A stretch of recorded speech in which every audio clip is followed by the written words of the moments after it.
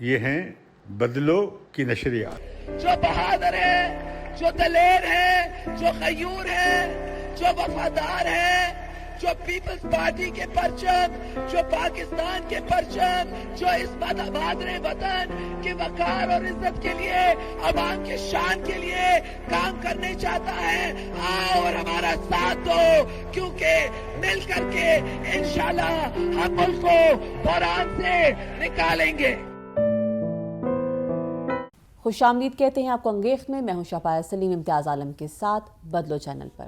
اگر آپ نے ابھی تک چینل کو سبسکرائب نہیں کیا تو سبسکرائب کر لیجئے اور بیل آئیکن پریس کرنا ہرگز مت بھولیے گا.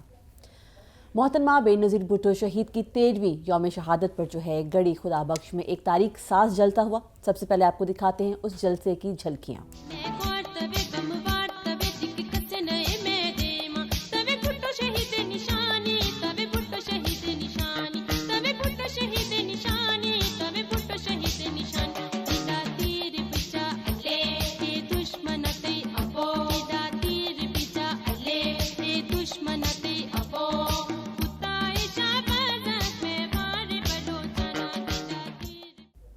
آپ دیکھ رہے تھے اس دفعہ گڑھی خدا بخش میں ہونے والے جلسے کی جھلکیاں. محترمہ بے نظیر بھٹو کی 13ویں یوم شہادت پر تاریخ نے بہت بڑا موڑ لیا.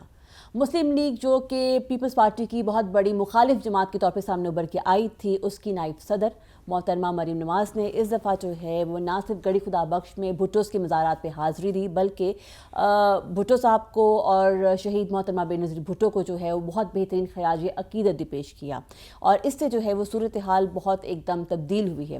امتیاز صاحب، آپ کیا کہیں گے؟ آپ اس کو کیسے اس تبدیلی کو دیکھتے ہیں؟ میرا خیال ہے کہ یہ چارٹر آف ڈیموکریسی جو بے نظیر بھٹو صاحبہ نے اور میاں نواز شریف نے سائن کیا تھا، اس کے بعد یہ بڑا واقعہ میں سمجھتا ہوں کہ اتنی خوفناک یدھ تھا اور لڑائی تھی اور جھگڑا تھا اور بٹرنس تھی اور ایک دوسرے کے خلاف لگے رہے. آپ دیکھیں محترمہ کی 2 حکومتیں گئیں، میاں نواز شریف اس میں حکومت گرانے میں شامل تھے اور محترمہ نے پھر نواز شریف کی 2 حکومتیں بھی گرائیں. تو پھر انہوں نے چارٹر آف ڈیموکریسی کیا. یہ ایک بہت بڑی اینٹی بھٹو ڈیوائڈ تھی. اینٹی بھٹو ڈیوائڈ کے لیڈر میاں نواز شریف کو بنایا گیا، ابھارا گیا، اور یہ بڑی کئی دہائیوں تک یہ تقسیم چلتی رہی. پھر یہ اس کے نقوش مٹتے گئے، یہاں تک کہ چارٹر آف ڈیموکریسی ہوا جس میں دونوں پارٹیز نے طے کیا کہ وہ ایک دوسرے کی ٹانگ نہیں کھینچیں گے یا ایک دوسرے کے خلاف اسٹیبلشمنٹ کے ساتھ مل کے سازش نہیں کریں گے، اور یہ کہ سول ملٹری تعلقات کو بدلیں گے، اور یہ کہ جمہوری کلچر کو فروغ دیں گے، اور بہت ساری چارٹر آف ڈیموکریسی میں بنیادی باتیں لکھی گئی تھیں. لیکن چارٹر آف ڈیموکریسی کے بعد بھی ان پارٹیز میں تلخی رہی. خود پیپلز پارٹی کی جو حکومت تھی 2008 میں بنی، اس کے خلاف میاں نواز شریف گو کہ میاں نواز شریف حکومت گرانے تک نہیں گئے، لیکن کافی ایکٹیو رہے. اور یہ ایک مسئلہ بھی ہے سیاست میں کہ ہر پارٹی دوسری پارٹی کے خلاف ایک پوزیشن لیتی ہے. اور دوسری طرف یہ کہ خود پیپلز پارٹی نے بھی نواز شریف حکومت کے دور میں کافی ان کے ساتھ ٹکر بھی لی، کیونکہ اور خود پیپلز پارٹی زیر اعتاب بھی آئی. لیکن میں سمجھتا ہوں کہ اس سب کے بعد جو سبق سیکھا پارٹیوں نے دونوں نے کہ یہ اگر اس طرح آپس میں لڑیں گی تو پھر یہ ملک میں جو ووٹ کو عزت دو کی بات یہ ہے، یہ پارلیمنٹ کی بالادستی یا آئین کی بالادستی یا غیر جو آئینی قوتوں کے یا کہ غیر آئینی اقدامات کو نہیں روک سکے. تو میں سمجھتا ہوں کہ اس حساب سے یہ بڑا عجیب منظر تھا جب میں نے دیکھا کہ بلاول پھول کی تشریح لیے کھڑے ہیں اور وہ وہاں سے پھول لے کر محترمہ کی مزار پہ ڈال رہی ہیں. یہ بڑا مجھے آنکھوں کو اچھا منظر لگا. اچھا، آپ نے بات کی منظر کی. ہمارے ساتھ اس وقت لائن پہ موجود ہیں فیاض نائک صاحب جو کہ سندھ نامہ کے اینکر ہیں. وہاں سے وہ ہمیں جلسے کا آنکھوں دیکھا حال بتائیں گے. تو کیا خیال ہے کہ ناظرین کو جو ہے وہ سب لیے چلتے ہیں؟ آئیے آپ کو جو ہے فیاض نائک صاحب، آپ وہاں جلسے میں تھے تو آپ کو کیا فیلنگ ہوئی وہاں پہ کہ کیا ہوا؟ یہ مریم نواز آئی ہیں، جا کے خراج عقیدت پیش کر رہی ہے محترمہ بے نظیر بھٹو شہید کو اور ذوالفقار علی بھٹو کو خراج عقیدت بھی پیش کر رہی ہے، ان کے مزارات پہ جا رہی ہیں، اور یہ جو ان کے ہاں ٹھہری ہیں رتو ڈیروں میں، اور پھر گڑی خدا بخش کے جلسہ گاہ بھی گئی ہیں اور بار بار انہوں نے شکریہ ادا کیا اور خراج عقیدت پیش کیا. آپ کو ایک نئی تاریخ بنتی نظر نہیں آئی؟ وہاں پہ کیا فیلنگز تھی؟ امتیاز صاحب، جو منظرنامہ وہاں پہ موجود لوگوں نے جس طرح اس کو محسوس کیا ہوگا، ٹی وی پہ اس جلسے کو دیکھنے والے لوگ کافی مناظر سے جو ہیں وہ محروم رہ گئے ہوں گے، کیونکہ جب اپنا مریم نواز صاحبہ کی اناؤنسمنٹ ہوئی کہ وہ تقریر کرنے کے لیے آ رہی ہیں، تو اس وقت میں نیچے تھا، اس وقت میں اسٹیج سے نیچے اتر کے چلا گیا تھا، تو میں اس وقت کراؤڈ میں تھا اور میں نے دیکھا کہ سینکڑوں لوگ، ہزاروں کی تعداد میں لوگ جو دور کھڑے ہوئے تھے اس پنڈال سے، مزار کی طرف کھڑے ہوئے تھے، یا دوسری اپنا پیچھے کیمپس لگے ہوئے تھے ان کی طرف کھڑے ہوئے تھے، کچھ جو تھے وہ کچھ خریداری کر رہے تھے کھانے پینے کے لیے وہاں پہ، یا تو وہ کافی لوگ جو ہیں وہ بھاگ کے دوڑ کے وہ پنڈال سے جڑ گئے اور وہاں پہ جا کے اس کو سننے کے لیے وہ ادھر پنڈال کی طرف گئے. ایک بات. دوسرا، جو کراؤڈ کا ریسپانڈ تھا مریم نواز کے تقریر کے دوران، جب مریم تقریر کر رہی تھیں تو اس وقت آپ دیکھیں کہ لوگ کتنے اپنا منظم طریقے سے اس کو سن رہے ہیں. نمبر ایک، اس کے ایک ایک جملے پہ وہ ریسپونڈ کر رہے ہیں تالیوں کی صورت میں، اس کے ایک ایک جملے پہ وہ ریسپونڈ کر رہے ہیں نعروں کی صورت میں، اور پھر نیچے سے اس کے موقف کی تائید میں بآواز بلند آوازیں دے کر اس کو انڈورس کر رہے ہیں. تو یہ ایک بہت ہی اس طرح کی انڈورسمنٹ شاید بلاول کے تقریر میں بھی نہیں تھی، زرداری صاحب کی تقریر میں تو اس طرح کا جوش نہیں تھا. لیکن میں آپ کو بتاؤں کہ اس سارے جلسے میں کراؤڈ کی طرف سے یہ پیپلز پارٹی کے لوگوں نے کیا یہ محسوس کیا کہ ان کی پارٹی کی سب سے حریف جماعت کی لیڈر، پاپولر لیڈر خراج عقیدت پیش کر رہی ہے بھٹوز کو اور بی بی کو، تو اس سے کیا انہیں ایک طرح کی ونڈیکیشن ہوئی، ایک طرح کی تسکین ملی؟ اس سے کیا ہوا؟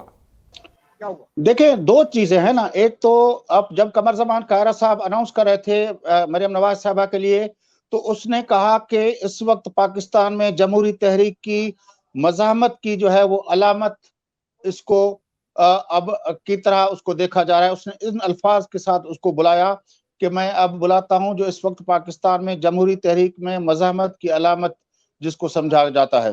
دوسرا، جس طرح میں نے آپ کو کراؤڈ کا کہا کہ پیپلز پارٹی کا کارکن جو ہے وہ 77 سے لے کر ایک مزاحمتی مزاج ہے اس کا، وہ ایم آر ڈی کی پوری تحریک وہ مزاحمت میں رہا ہے، پھر مشرف کی پوری تحریک مشرف کے زمانے میں وہ مزاحمت میں رہا ہے، 90s کے دور میں بھی یہ اپنا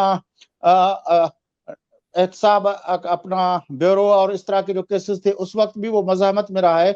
تو اس کو یہ اس وقت جو مریم کا مزاحمت کے حوالے سے جو اس کا ٹون ہے وہ شاید اس کو بہت ہی اچھا لگتا ہے. اس میں نہیں تو اس سے کیا پیپلز پارٹی جو کہ بڑی پرانی جمہوری مزاحمت میں رہی، انہیں اپنی اس پرانی ساری تاریخ کی ونڈیکیشن ہوتی نظر نہیں آئی؟ ان کے لیے نئی بات تھی نا کہ سب سے بڑی مخالف پارٹی کی لیڈر پیپلز پارٹی کو آ کے اور ان کے لیڈرز کو آ کے خراج عقیدت پیش کر رہی ہے. کافی لوگوں سے میری بات ہوئی، وہ بڑے خوش تھے کہ اس وقت جو وہ سارے لوگ جو بھٹوز کی مخالفت کرتے تھے، جن لوگوں نے بی بی صاحبہ کے خلاف تقریریں کی، نعرے لگائے، جو نظریاتی مخالف تھے بھٹوز کے، پیپلز پارٹی کے، وہ اب سب لوگ جو ہیں اس وقت اپنا بھٹوز کو خراج تحسین پیش کر رہے ہیں، بی بی صاحبہ کو خراج تحسین پیش کر رہے ہیں. وہ مریم نواز صاحبہ ہوں، وہ اپنا غفور حیدری صاحب ہوں، اور باقی رہنما جو ہیں وہ جس طرح اپنا محمود خان اچکزئی بتا رہا تھا کہ جو 4 لاشیں یہاں پڑی ہیں ان کا کیا قصور تھا، یا مینگل صاحب اس طرح کے جملے جب کہہ رہے تھے کہ ان لوگوں کا کیا قصور تھا، ان کو مارنے والے کوئی دوسرے باہر کے ملک کے لوگ نہیں تھے. تو یہ سارے لوگ پیپلز پارٹی خوش تھی کہ جو کسی نہ کسی حوالے سے پیپلز پارٹی کی سیاست کے اور پیپلز پارٹی کی لیڈرشپ کے جو مخالف پولیٹیکل لیڈر تھے وہ آج آ کے ان کو ایک نیشنل اسٹریچر کا لیڈر، غیر متنازع नेशनल हीरो की तरह वो उनको पेश कर रहे हैं, तो पीपल्स पार्टी उससे काफी खुश थी। अच्छा ये बताइए कि मौलाना फजल रहमान क्यों नहीं आए और जमीयत के झंडे वहां में नहीं दिखाई दिए? देखें, उसके एक तो जो बातें वहां पे सुनी हमने कि, और वो कुछ मीडिया पे भी आ गई हैं कि उनके भाई का और वहां पे खुद लाड़काना के अंदर जो उसने जलसा किया था, तो उस वक्त और को इंतजामी हवाले से कुछ उनके मुतालबात थे जो नहीं सुने गए। एक तो ये था। दूसरा जो था वो ये है कि लाड़काना एक ऐसा ग्राउंड है जो जमीयत का भी एक स्ट्रांग होल्ड है। वहां पे खालिद महमूद सुमरो साहब के वक्त से लेकर अब तक वहां पे उनका अच्छा खासा वोट बैंक है, उनकी अच्छी खासी फॉलोइंग है, तो वो इलेक्शन लड़ते रहे हैं। तो वहां पे वो आकर अगर पीपल्स पार्टी के लिए, क्योंकि जमीयत के कायद आते तो लामहला खालिद महमूद सुमरो साहब के जो बेटे हैं, जनरल सेक्रेटरी हैं जो अपना सिंध के तंजीम के, राशिद महमूद सुमरो साहब, वो भी आते। तो जिस तरह गफूर हैदरी साहब ने उसको इंडोर्स किया, तो उस स्टेज पर वो होते तो शायद वो उनको उनके लिए पॉलिटिकली वाइज अच्छी चीज नहीं थी कि हम यहाँ पे मुखालफिन को क्या बताएंगे कि जिनके लिए हम रोज गलियों में और उसमें तकरीरें करते हैं, आज हम वहां पे 27 दिसंबर पे जाके उनको खराज तहसीन पेश करने लगे। बहुत शुक्रिया आपका फयाज नाइच, आपकी इनपुट का। जी, आप क्या कहेंगे? फयाज नाइच साहब की बात जो है बड़ी इंटरेस्टिंग है। उन्होंने दो जो पॉइंट्स रेज किए, एक तो मौलाना फजल रहमान के हवाले से कि वो अपने वोटर को क्या जवाब देंगे, उनका इसलिए नहीं हुआ। बात ये है कि ये एक तारीखी तौर पे बड़ा एक्सेप्शनल वाक़या है। गो के नवाज शरीफ गए थे बीबी जब शहीद हुई थी फातह खानी के लिए, पहले थे वो रावलपिंडी में सबसे पहले पहुंचे थे, और उस वक्त भी हमने ये मंजर देखा कि पीपल्स पार्टी के जियाले और नवाज शरीफ के गले लग के रो रहे थे, एक तरह का दुख बांट रहे थे। अब मैं समझता हूँ ये भी एक बहुत सांझ बनी है मरियम का वहाँ जाना, और जिस तरह इन्होंने उसका इस्तकबाल किया, जिस मोहब्बत से पेश आए, रवायती मोहब्बत से और मेहमान नवाजी की, ये पंजाब और सिंध को करीब करने वाली बात है और दो धारों को जोड़ने वाली बात है। लेकिन इम्तियाज़ साहब, जैसे वो फयाज नाइच साहब कह रहे हैं कि उन्होंने उनको जो है वो मेंशन नहीं किया स्पीच में, क्या कहेंगे आप? मेरा ख्याल है कोई ऐसी ख़ास बात नहीं थी, मैंने भी ये बात नोट की थी, लेकिन ये ख़ास बात ये थी कि ये वहाँ जाके सारी मुल्क की क़यादत बीवी शहीद को खराज अक़ीदत पेश कर रही है। चार्टर ऑफ डेमोक्रेसी की पे बहुत जोर दिया गया। सही।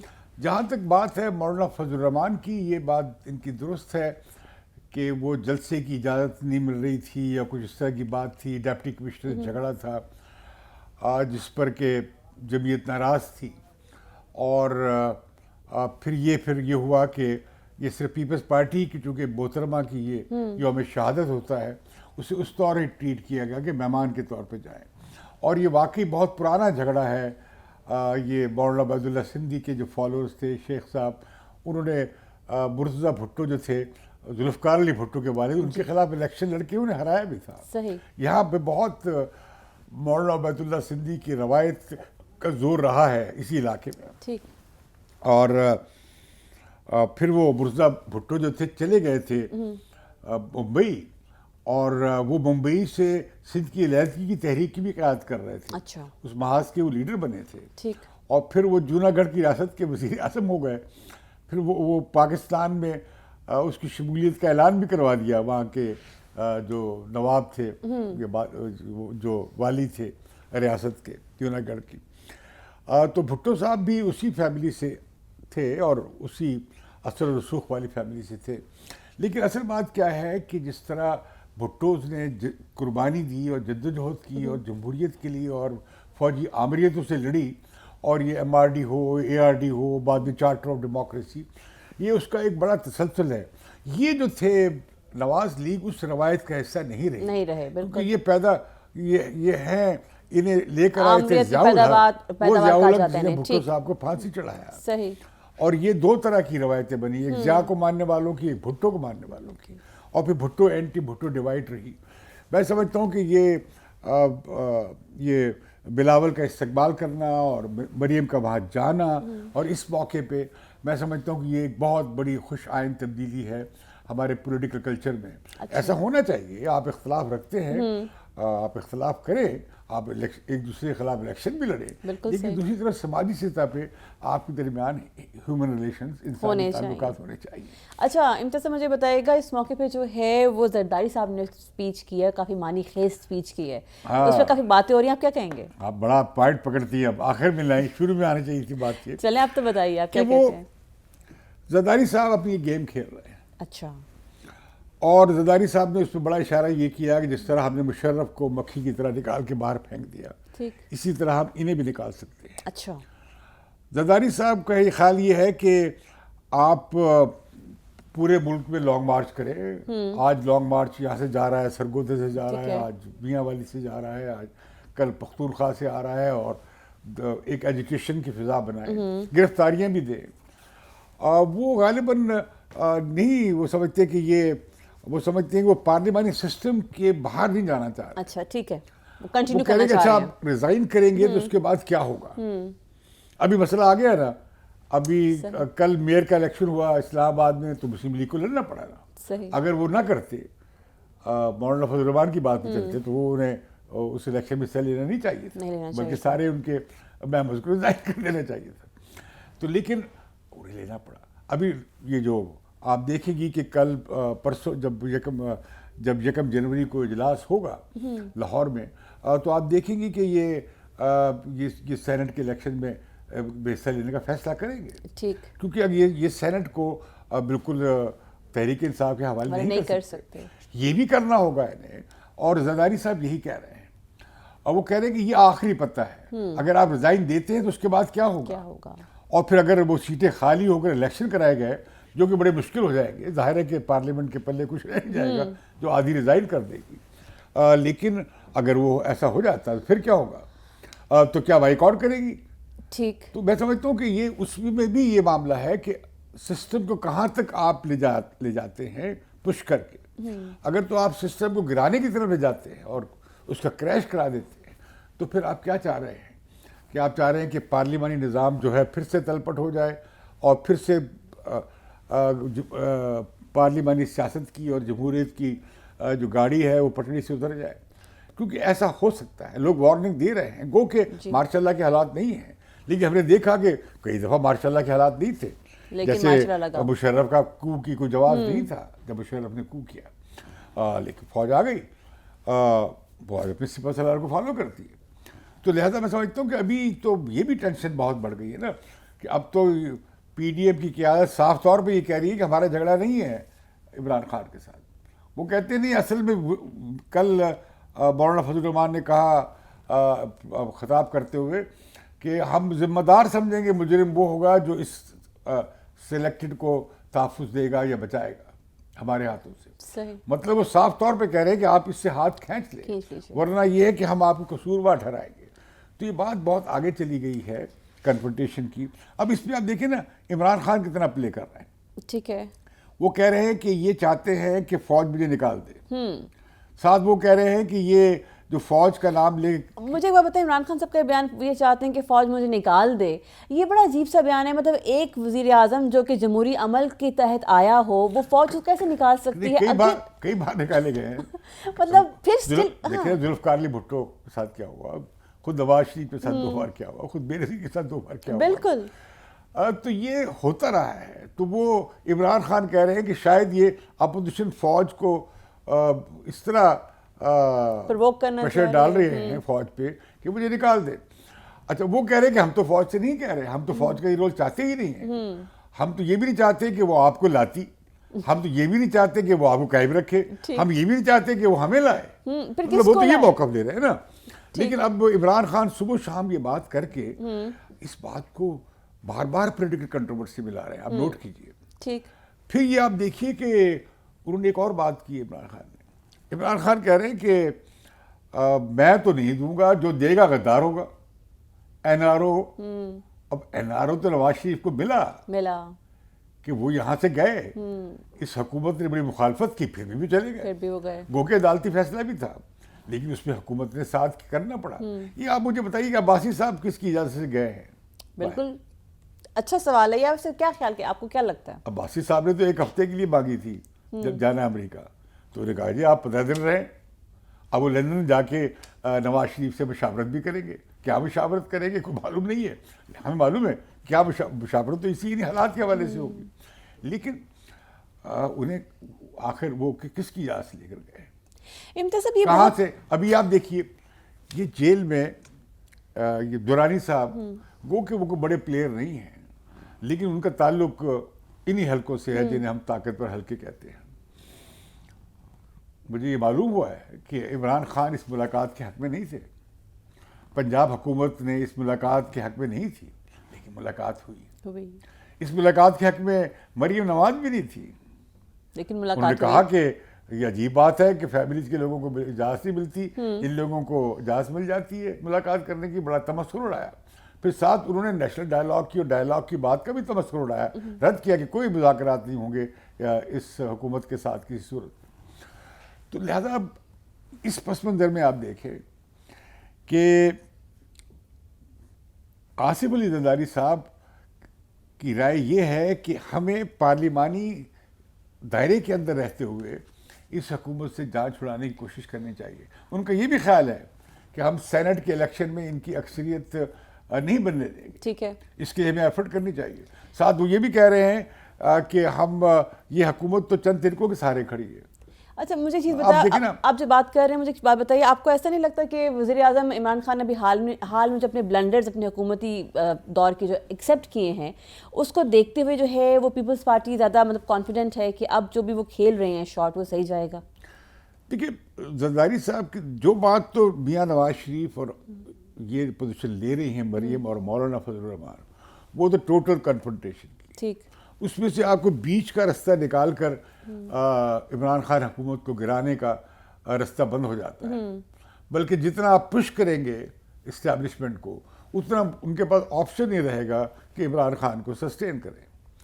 لہذا اس حساب سے جو ان کی بات میں وزن ہے زرداری صاحب کی کہ ہمیں کیوں نہ اس اپوزیشن کے اتحادیوں کو علیحدہ کرنے کی کوشش کرنی چاہیے. اب آپ دیکھیں ایم کیو ایم کے مطالبہ سامنے آ گئے ہیں. اب یہ جی ڈی اے کے نمائندہ سے یہ دورانی صاحب ملاقات کرنے چلے گئے. ابھی جو پارٹی ہے بلوچستان عام پارٹی, اس نے بھی مطالبہ کر دیا ہے وزارت کا. ابھی سلسلے شروع ہو گئے ہیں. پہلے بینگل صاحب چھوڑ کر پی ڈی اے میں شامل ہو گئے ہیں. تو ان کی اکثریت جو ہے اب کسی بھی وقت ختم ہو سکتی ہے. تو زرداری صاحب بڑے گھاٹ پلیئر ہیں سیاست کے. وہ کہتے ہیں کیوں نہ ہم یہ کارڈ کھیلیں, کیونکہ سیاستدانوں کو سیاسی ہتھ پہ تو سیاسی ہتھ کنڈے ہوتے ہیں اور پرامن ہتھ کنڈے سیاستدانوں کے پاس ہوتے ہیں کہ وہ کوئی گیم کرے کوئی چال چلے. تو زرداری صاحب کہہ رہے ہیں کہ مجھے آپ بڑا تجربہ ہے اس بات کا, یہ آپ میرے حوالے کریں, I'll sort out this man. بات تو اس کافی انٹرسٹنگ ہے. اچھا میں واپس آؤں گی اس سوال کی جانب کہ محترمہ بے نظیر بھٹو کی جو ہے وہ 13واں یوم شہادت جو ہے وہ ہم لوگوں نے دیکھا اس سال, اور ایسا جو ہے بلاول جب بھٹو زرداری نے اپنی اسپیچ کی تو انہوں نے کہا تھا کہ democracy is the best revenge. مجھے چیز بتائی 13 سال ہو گئے ہیں ابھی تک جو ہے محترمہ کے قاتل جو ہیں آزاد پھر رہے ہیں, کوئی پن پوائنٹ نہیں ہو سکا. آپ کیا کہتے ہیں کہ جو پی ڈی ایم کی تمام جماعتیں ہیں مطلب وہ اس حوالے سے, زرداری صاحب بھی جو ہے حکومت میں رہے تھے, انہوں نے تب بھی اس حوالے سے کوئی پیش رفت نہیں ہو پائی تھی, آپ کیا کہتے ہیں سب کو دیکھتے ہوئے؟ یہ بڑا المیہ ہے, بہت المیہ ہے. ایک ملک کی 2 بار منتخب وزیر اعظم جو تیسری بار بے منتخب ہونے جا رہی تھی اسے بیچ چوراہے مار دیا جائے. اور وہ اپنی کتاب میں جن لوگوں کا نام لکھ کر چلی گئیں وہ مشرف کو الزام دیتی ہیں, الزام دے کر گئیں کہ یہ ذمہ دار ہوں گے. انہوں نے کوشش کی کہ کونڈولیزا رائس سے رابطہ کیا جو وزیر خارجہ تھی امریکہ کی کہ میری سلامتی کو خطرہ ہے, مشرف سے کہا جائے کہ میری سلامتی مہیا کرے. مشرف سلامتی مہیا نہ کی. آپ وہ منظر تو ذہن میں لائیں نا آنکھوں کے سامنے, جب بیوی کی گاڑی پہ جس طرح وہ چڑھا ہوا بندہ پستول لے کے اور کوئی ادھر سے بھی فائرنگ ہو رہی ہے ادھر سے بھی ہو رہی ہے, پھر اچانک وہ ایکسپلوژن ہوتا ہے. تو حقیقی ابھی تک تو یہ بھی صحیح پتہ نہیں لگ سکا کہ وہ مری کیسے تھیں, کیونکہ گولی تو انہیں لگی نہیں تھی. تو پھر یہ کہ وہ طالبان کے لیڈر جو تھے پاکستانی طالبان کے, انہوں نے ذمہ داری قبول کر لی. اب وہ کروائی گئی, جھوٹی کروائی گئی, سچی کروائی گئی. تو یہ ایک طرح کا ایک عجیب نیکسس تھا, اور اس میں ہم مشرف کو بری الذمہ نہیں کر سکتے. لیکن یہ کیس کہیں آگے بڑھا بھی نہیں ہے, اور یہ المیہ ہے، یہ 13 tragedy ہے۔ سال ہونے کے نہ صرف یہ کہ وہ باوجود، بڑی ٹریجڈی تھی، اس ملک کی سیاست کے لیے بڑا خلا پیدا ہو گیا بی بی کی شہادت سے۔ کیونکہ اگر بی بی ہوتی تو ڈیموکریسی کو ہم اور طرح سے دیکھ رہے ہوتے آج۔ تو لہذا جو ہے کہ میں سمجھتا ہوں کہ زرداری صاحب جو پتے کھیل رہے ہیں ان پر آئندہ دنوں میں نظر رکھنے کی ضرورت ہے، وہ کیا کھیل کھیلتے ہیں۔ تو میرا خیال یہ ہے کہ پی ڈی ایم فی الحال استعفے نہیں دے گی، ٹھیک، استعفے اپنے پاس رکھیں گے لیڈرز، اور یہ سینٹ کا الیکشن لڑیں گے، اور میرا خیال ہے سینٹ کی الیکشن لڑنا چاہیے، اور اس کے بعد لانگ مارچ ہوگا۔ مارچ کریں، جلوس کریں، جلسے کریں، پریشر بلڈ کریں، اور مارچ اپریل تک یہ بات جائے گی، کیونکہ اب تو آپ دیکھیں نا، اگر سینٹ کا الیکشن لڑنے جائیں گے تو مارچ کے پہلے ہفتے میں الیکشن ہوگا، تو یہ بات تو مارچ کے آخر تک چلا گیا لانگ مارچ۔ صحیح، ابھی لانگ مارچ کریں آپ، پھر دھرنا بھی دے کے دیکھ لیں، اس کے بعد پھر آپ استعفوں کے بارے میں، تو آخری پتہ ہے آپ کا، صحیح، تو آخری پتہ آپ پہلے نہیں کھیلتے۔ اس حساب سے مجھے زرداری صاحب کی بات صحیح آپ لگتی ہے بھلے آپ کو۔ کل کھیلیں، لیکن اس طرح نہ کریں کھیل کہ نہ کھیلیں گے تو نہ کھیلن دوانگے، نہ کھیڈاں گے نہ کھیڈن دوانگے۔ کھیڈن دوانگے۔ کیا بات ہے جناب، that's lovely. Thank you so much آپ کے اس کیا کہنا چاہیے سمجھدارانہ قسم کے تجزیے کے لیے، بہت شکریہ آپ کا۔ اس کے ساتھ ہی جناب وقت ہو جاتا ہے کہ آپ سے اجازت لیجیے، آپ سے ملاقات ہوگی اگلے پروگرام میں، تب تک کے لیے مجھے یعنی کہ شفاعہ سلیم کو اجازت دیجیے انگیخ سے۔ اللہ حافظ۔ یہ ہیں بدلو کی نشریات۔